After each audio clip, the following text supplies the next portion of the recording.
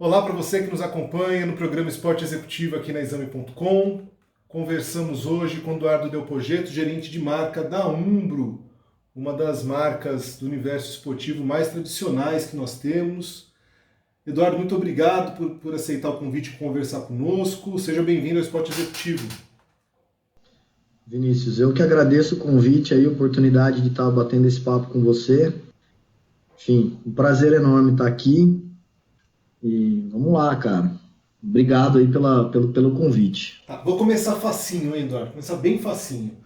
Como é ser responsável por clubes tradicionais do país? Vocês têm acho que 6 ou 7 clubes hoje no Brasil de primeira linha, em meio a uma pandemia, Eduardo.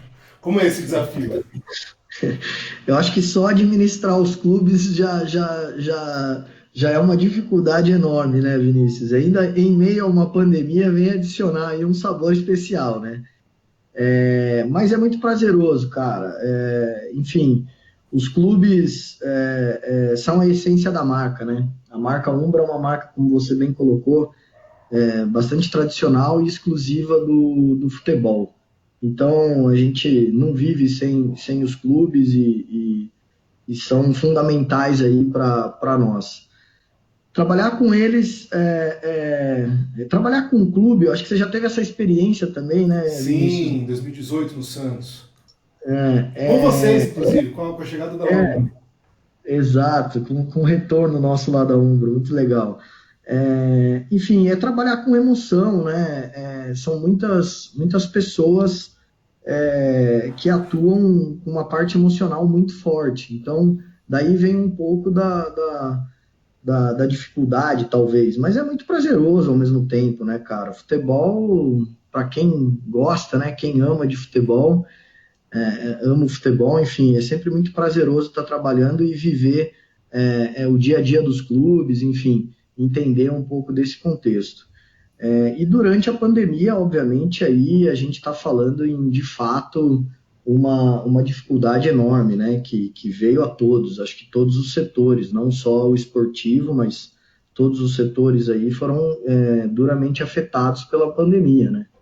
E para nós não foi diferente, né? O clube de futebol com futebol parado foi bastante difícil a gente estar, enfim, ativando, trazendo a visibilidade necessária. Foram muitos desafios aí desde o início da pandemia, mas eu acho que a Umbro se saiu bem aí durante esse período. A nossa, A diferença que tem é que quem trabalha com futebol, isso o tempo todo, não só na pandemia, trabalha com componente paixão, né? E isso, esse aspecto emocional durante uma pandemia, ele fica também mais instável, né, Eduardo? fica, fica. Fica assim, Vinícius, não é fácil, né? Porque o dia a dia foi interrompido, né? Não tem mais jogo, não tinha mais treino, enfim, a gente teve que parar e a gente precisa de conteúdo também para o público consumidor de futebol, né? Se manter ativo, né? Interagindo com as marcas, com o próprio clube, enfim. Então é um momento de dificuldade aí que pegou a todos, né? E aí vocês precisaram refazer alguma estratégia? Assim, não, a gente já está programado para lançar tal e tal camisa e vai ser assim. Como é que foi esse momento? Não, com certeza. A gente tinha um plano, né? Um cronograma de lançamento dos clubes, enfim, de ativação da Sabe marca. por quê? Desculpa te cortar. É importante para quem está escutando a gente, quem está assistindo a gente, na verdade, às vezes as pessoas não sabem exatamente como funciona. É também uma boa oportunidade de explicar, né, Eduardo? Sim, sim, não, veja bem, o lançamento de um clube, de uma coleção, ele começa mais de um ano antes, né? Quando você desenvolve lá o material, desenha, parte para as reuniões de aprovação com a diretoria do clube. É importante ressaltar que toda a coleção ela é desenvolvida a quatro mãos, né? A Umbro, ela tem seus designers, o pessoal da criação que faz, elabora esses desenhos, mas dentro de uma gama de opções muito grande, onde a gente vai apresentando para o clube, pegando o briefing, enfim. Todo esse processo de aprovação é bastante extenso, né? E começa muito tempo antes. Depois da definição da coleção, da aprovação pela diretoria do clube, muitos clubes ainda necessitam aprovar isso com o conselho deliberativo, a presidência, enfim. Esse processo é bastante longo, né? E após isso feito, é que aí você vai se preparar para programar a produção, para elaborar campanhas, nossas camisas, nossas coleções têm um storytelling, enfim. Então, são muitas coisas ali que envolvem o lançamento de uma coleção. E aí, obviamente, a gente estava preparado, com um cronograma de lançamento preparado, e quando veio a pandemia, tudo teve que ser revisto, né? Principalmente com os clubes, porque a gente não sabia quando lançar, nós tivemos, obviamente, no início da pandemia, uma parada de fábrica também, por uma questão de protocolo sanitário, depois isso voltou, mas até você arrumar o processo, tudo isso interferiu, né? Tinha uma dúvida pessoal até. Vem alguma orientação maior da marca Umbro internacional? Olha, segundo alguns cuidados específicos, não claro com a saúde em si, mas com o mercado, vem alguma orientação maior? Cara, a gente tem um contato bem próximo aí com o Umbro Internacional, mas a gente segue, enfim, o fique em casa, né? O stay home, o evite o contato social. Mas Isso em relação à marca, não, né? Não tem nenhuma orientação específica. Olha, não lancemos camisas agora durante um mês, não. Não. Obviamente, vamos lá, importante ser legal essa pergunta. O que acontece? Quando a gente tinha aquele cronograma que eu vinha dizendo, a gente teve que rever. E nessa revisão, nós da Umbro Brasil tomamos como meta efetivar esse lançamento, porque para nós era uma maneira de levar o futebol para casa do público consumidor de futebol. Levar o futebol para o torcedor. É lançando uma coleção, lançando a camisa nova, o cara vai ter a possibilidade, sabe? A gente deu um refresh nisso. E obviamente, a gente teve que aprovar isso com a Umbro Internacional. Em algumas reuniões feitas, foi liberado por a gente entender que no nosso mercado isso era factível. E a Umbro foi vanguardista, né? Eu não me recordo de uma marca ter lançado alguma coleção de clube, camisas de clube antes da gente. Depois que a gente lançou, muitas outras marcas efetivaram os lançamentos, mas acho que tinha um receio aí no mercado, justamente por entender, como que nós vamos fazer isso, qual que vai ser a repercussão, vamos ter venda, não vamos, e funcionou muito bem, né? A gente, obviamente, aí tem que estruturar um lançamento diferente do que seria antes da pandemia. Nós fizemos através de algumas lives, eu não sei o quanto você acompanhou isso da marca, mas nós fizemos isso, umas lives super diferenciadas, com conteúdo interativo para o consumidor, para o torcedor de cada clube, enfim, foi muito bacana, cara. A gente teve grande êxito aí nessa campanha e nessa tomada de decisão em realmente lançar as coleções dos clubes aí em momento à pandemia. E aí, dentro disso, você tem que lidar também com a gestão que é diferente de cada clube. Cada clube pode ter visto a pandemia de uma forma, porque cada clube já vê o futebol de uma forma. Vamos lá, né? O jeito que você vai conversar com um gerente de marca de um clube é diferente vai conversar com outro. E também, aí tem esse impacto acrescido pela pandemia, né, Eduardo? Sim. De fato, nem todos os clubes a gente lançou com live, né? Dos clubes que a gente patrocina, não foram 100% que a gente efetivou uma live. E cada um foi de um contexto, né? Teve a live no Fluminense que envolveu o cantor Xamã, que é super torcedor aí, enfim, topou, foi muito legal. No caso do Santos, a gente fez como se fosse uma resenha, foi um negócio diferente. O Avaí também seguiu um pouco nessa linha. O esporte a gente fez com música também, teve o show do Lenine, enfim, outras interatividades. Cada clube é de um jeito, cada público é de um jeito também, cada torcedor tem uma identidade ali com o seu clube e consome da sua maneira esses conteúdos. Então, óbvio, a gente tem que adaptar e cada clube foi um processo, foi um lançamento, uma coisa diferente, pensada, exclusiva para aquele clube. Numa troca com o clube, o que a Umbro leva? Então vamos lá. Vocês, quando fazem parceria com o esporte, vocês sabem qual é a identidade do clube, quais são os valores que estão ali e tal. Embora isso não seja muito claro pelas gestões, necessariamente, mas cada clube tem uma identidade e a Umbro deve perceber isso. O que a Umbro leva para esses clubes, Eduardo? Qual é a identidade da Umbro? A Umbro é uma marca 100% futebol, né? A Umbro é uma marca de 1924, nascida em Manchester, na Inglaterra. Enfim, respira, vive futebol desde então. Então, a nossa experiência, a nossa expertise, né, é exatamente esse esporte, que é o futebol. Então, a gente leva um pouco disso, e de diferenciação, né? Ao contrário de algumas marcas, a gente não padroniza, né? A gente entende exatamente isso que você estava dizendo. Qual é o perfil de cada clube, como que nós vamos desenhar uma coleção específica para cada clube, que história que nós vamos contar em cada clube, né? A gente não tem uma camisa e divide ela para todos os clubes, mudando a cor de cada um. Né? Então, esse contexto de diferenciação, desde o atendimento, na relação com os clubes, é essa entrega de valor que a Umbro faz, por ser uma marca, enfim, que tem quase 100 anos aí vivenciando o futebol. Acho que esse é o nosso grande diferencial. Esse é um diferencial comercial. E aí tem quando você fala assim, poxa, a gente é uma marca secular. Tem uma relação diferente da Umbro com alguns fatos importantes do futebol, né, Eduardo? Sim, com certeza. A Umbro ela teve presente em grandes momentos do futebol, ao longo da história do futebol.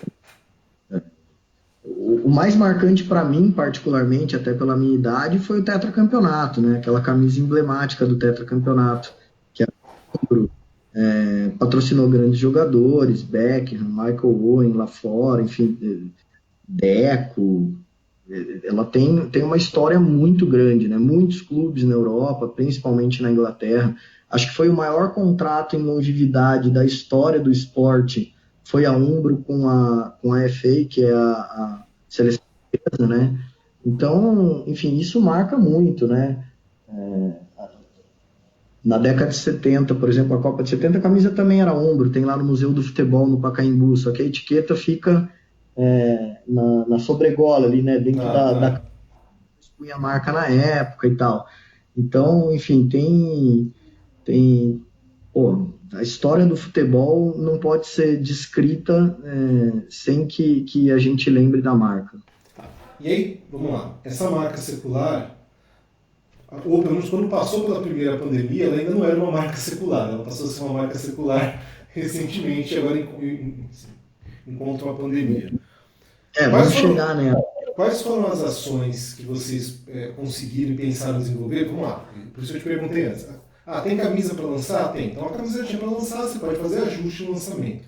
Mas quais outras ações a Umbro pensou ao longo da pandemia para manter viva, acesa essa relação de paixão com os torcedores?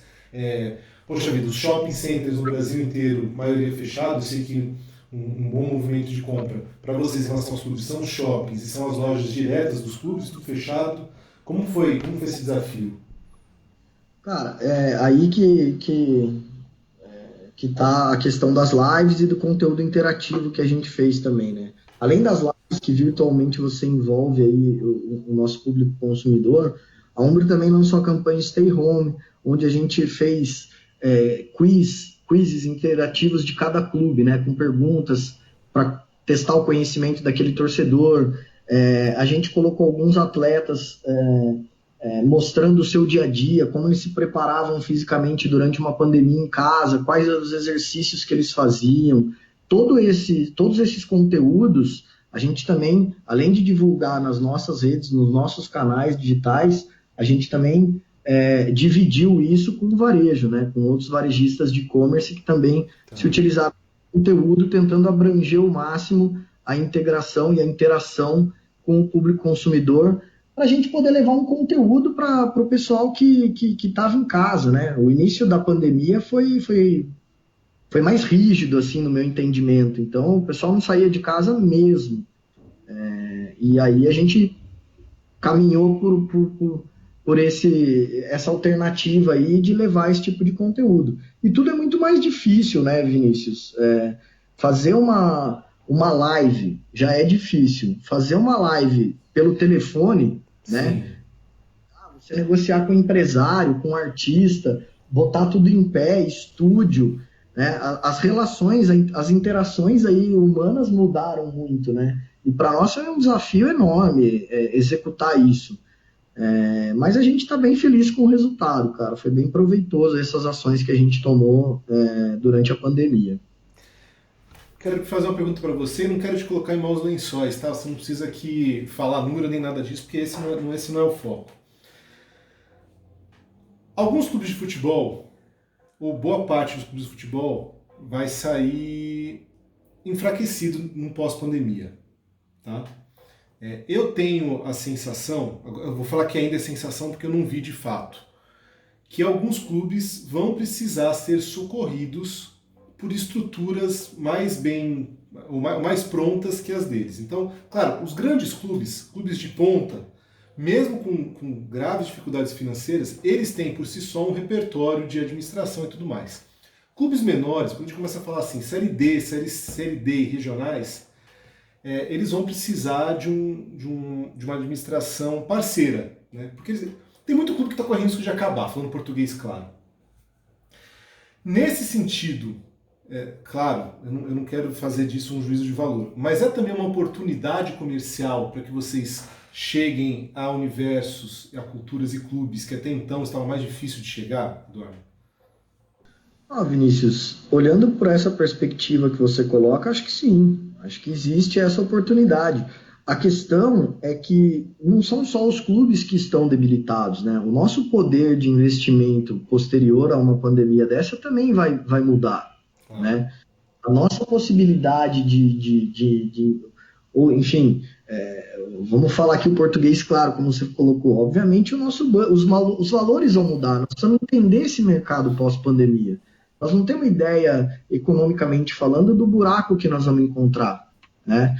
Tá todo mundo acreditando aí que, vamos abrir o varejo, abrir as portas, quando a pandemia, obviamente, passar, quando a gente controlar e resolver esse problema que nós estamos vivendo. E o consumo é uma incógnita, quanto vai ser esse consumo. Existe uma teoria da autoindulgência, né? O cara vai lá e fala, agora vou me presentear, vou comprar uma chuteira bala nova, que eu bater uma bola agora, tô desesperado para jogar um futebol, né? Então pode ser um caminho. Mas por outro lado, qual que é o rombo econômico? Né? Qual que é o poder de compra desse pessoal? E aí eu vou até puxar um pouco a sardinha para o lado da Umbro nessa história, porque é uma marca que ela é internacional, ela tem produtos de qualidade, tem essa visibilidade, essa notoriedade no futebol, e ela também tem uma gama de produtos acessíveis, né? Ela não é a marca mais cara do mercado. Acho que até para nós pode ser que a gente viva um momento de oportunidade, mas isso ainda é uma previsão, né? A gente, o cara que gastava X com um artigo esportivo, agora talvez ele gaste um pouco menos, né? As pessoas, também essa pandemia trouxe essa questão de todo mundo virou um pouco economista, né? O pessoal que não guardava um valor que no momento de crise ter uma reserva financeira, enfim, muda um pouco nesse sentido o consumo. E aí eu acho que a nossa marca tem um potencial grande de ser uma grande alternativa para pós-pandemia. Sabe por quê? Desculpa te cortar, porque assim, vamos lá. Marcas gigantes vão sofrer, vocês vão sofrer com esse pós-pandemia. Mas as marcas menores de material esportivo vão sofrer tanto quanto ou mais, né? Então aqui, não me cabe agora, Vinícius aqui, falando com o esporte executivo, falar qual marca é melhor, pior, não é esse o ponto. Mas se vocês que são uma marca com uma estrutura gigantesca vão sofrer, marcas menores, tanto os clubes de futebol quanto as marcas de material esportivo menores, vão sofrer ainda mais, né? E aí tem alguns clubes que pode até não ser clubes absolutamente populares com milhões de torcedores, mas que são clubes regionalmente tradicionais. Vocês tiveram uma passagem, eu tenho um clube, quem me conhece sabe, eu sou juventino doente, eu torço pro Juventus da Moca, já teve uma passagem da Umbro por lá num passado distante, e assim, é o clube que vem nos últimos anos pipocando de marca para marca, né? E eu, veja bem, estou mencionando aqui o Juventus, mas tem vários outros clubes que vão pipocando. É natural que agora eles procurem suporte em uma marca mais parruda, né? E, de novo, não me cabe aqui falar qual marca é melhor ou pior, eu não estou falando que a Umbro é melhor, não é esse o ponto. Ela é uma marca reconhecidamente muito boa, mas vocês têm uma estrutura, vocês têm um repertório para lidar com isso. E talvez seja comercialmente uma oportunidade. De fato, a gente vai ter que esperar um pouco para ver. Pode ser que sim, que seja uma oportunidade, nós vamos ter que avaliar o nosso poder de investimento versus essas oportunidades aí que podem vir a surgir, né? Eu digo assim, a Umbro dentro do futebol, para nós não importa muito aquilo que você estava dizendo, o tamanho, assim, só o tamanho, óbvio que importa, não estou dizendo que desmerecendo Não é isso. o principal, não é o principal, né? Mas para a gente estar de acordo com o DNA da marca, a gente tem que falar em futebol. E, pô, moleque travesso aí, pra gente, pô, naquele momento foi importantíssimo e foi muito legal. Porque a gente promoveu ações de marketing, de posicionamento. Naquela época, eu lembro até na revista Placar da época, teve uma chamada de capa, grandes marcas, pequenos clubes, uns negócios assim, que, assim, não querendo dizer pequeno o clube, mas alguma coisa nesse sentido de ser não tão representativo nacionalmente, mas regionalmente extremamente importante, né? Que tem um valor de marca muito grande, muito Sim, legal. sim. E a gente estava caminhando para aí, a gente estava com o Remo no norte do país também, não sei se você se recorda, foi. Lembro. Família da minha esposa é de Belém do Pará, então eu vivo muito o clássico Repar, forte E demais. assim, e o Remo com o Juventus, a gente teve uma aceitação da marca, né? A gente conseguiu mostrar ali de fato a marca genuinamente, que ela é futebol, entendeu? Foi muito legal, porque a gente estava lá no Remo, no norte do país, que é um clube que infelizmente não permeava ali a primeira divisão, a segunda, não tinha uma exposição nacional. Mas, cara, tinha milhões de apaixonados, né? Uma torcida muito apaixonada, muito bacana. Foi um projeto muito legal. E o Juventus também, cara. Pô, me lembro das reuniões que eu fazia no Juventus na época. E pra gente foi muito prazeroso, assim. Foi muito bacana ter esse tipo de patrocínio. Era uma questão um pouco mais de posicionamento, de marca mesmo, que a gente estava unindo duas marcas extremamente tradicionais do futebol e reconhecidas. Então, você não tem só o contexto da visibilidade nacional, porque ele está jogando na primeira divisão. Não é só isso, né? Futebol é muito além disso, é muito mais do que isso. E ali a gente conseguiu unir a nossa marca. Pô, você é juventista, você sabe o que eu estou falando, do que é a paixão ali, Sim, né? Do que sim. é ali. Então aquilo casou muito com a Umbro. Foi assim, muito legal. Foi muito legal. Foi uma parceria, do meu ponto de vista, extremamente bem sucedida. Tinha que casar de novo, não falei nada. Você falou de posicionamento de marca. Trabalho de PR da marca. Porque o trabalho de PR da Umbra vem sendo muito consistente. Como que você, qual é o tamanho, qual é o peso disso para vocês, Eduardo? É extremamente importante, né? Trabalhar o PR, as pessoas que são notórias dentro do futebol, né? Eu diria até os embaixadores do futebol, enfim, a crítica esportiva como um todo, os influenciadores digitais. É um foco nosso estar cada vez mais próximo disso, né? A gente tem uma atuação com um seeding bastante relevante, a gente tem uma proposta ainda. Estamos andando um pouco nisso, em negociação ainda, com canais no YouTube, com influenciadores digitais, com pessoas relevantes. Por exemplo, para nós o futsal, além do futebol de campo, para nós o futsal é um objetivo, assim, é grandioso também. Nós patrocinamos ali a Liga Nacional de Futsal com exclusividade a partir desse ano, ou seja, a bola, a confecção. Na Liga não vai ter outra marca de material esportivo no seu ombro. Estamos efetivando contratos com alguns atletas que disputam a Liga Nacional. A gente tem procurado alguns canais, alguns influenciadores digitais, temos negociado isso com essa turma para fazer o 360 do futebol. Acho que a palavra 360 é muito importante em qualquer estratégia que a gente faça, né? E o PR tá assim, eu não sei te dizer se ele é 180%, né?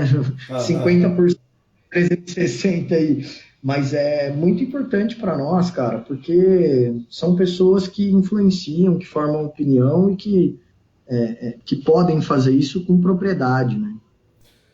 Com quais clubes vocês estão negociando hoje? Não, você não vai falar isso para mim, mas a marca ela ainda tem apetite para o Brasil? Ou tá bom do jeito que tá? Como é que tá? Cara, falando de ativo, acho que é mais a tua pergunta, né? De clubes Sim, e tal, não sim, só sim, sim. de formador de opinião.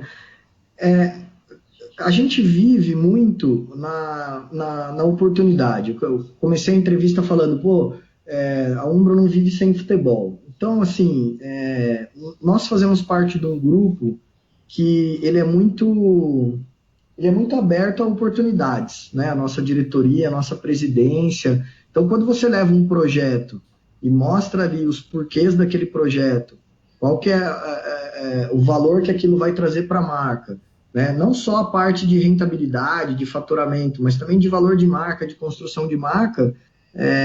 Às vezes a gente não tem algo orçado, mas a gente consegue dar sequência, buscar algum recurso aí no meio do caminho, de acordo com a oportunidade.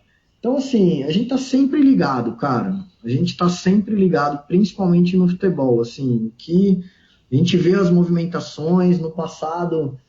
Outras marcas patrocinaram alguns clubes que hoje fazem parte do nosso portfólio, porque essas outras marcas ou não deram certo, ou não efetivaram se no futebol, enfim, por alguma questão, e aí aparece ali uma oportunidade, a gente, óbvio, tenta fazer o possível, né? Para ampliar, desde que isso faça sentido para Umbro, e o futebol como um todo faz sentido para Umbro, a gente está de olho aí, e, enfim, está sempre ligado. Eu acho que sei que eu me alonguei um pouco na resposta, mas sendo objetivo, não, cara, a gente não tá pensando em parar por aqui no Brasil, não. Ok, era isso. Isso é importante. Isso é importante. E já entendi, Eduardo, já entendi. Eduardo, muito obrigado pelo papo, pela conversa. Parabéns pelo trabalho que vocês vêm fazendo. A Umbro é, de fato, uma das principais marcas. Eu não preciso nem falar de fora do Brasil, mas o trabalho que vocês fazem no Brasil é muito consistente. Parabéns. E em breve a gente se encontra pessoalmente para trocar ideia quando essa pandemia passar. Ou pelo menos ela passar não, quando a gente pudesse encontrar, né? Porque por enquanto não Quando a sei gente não. pudesse encontrar. Com certeza, Vinícius, eu agradeço a oportunidade aí, obrigado pela oportunidade da gente estar batendo esse papo, muito legal, espero fazer mais vezes aí no futuro, e a gente pessoalmente, com certeza, quando puder, se encontra para botar o papo em dia. Muito Combinado. obrigado pela oportunidade. Valeu, combinadíssimo. Muito obrigado, Eduardo. Muito obrigado a vocês que nos acompanharam até agora. Um abraço e até a próxima.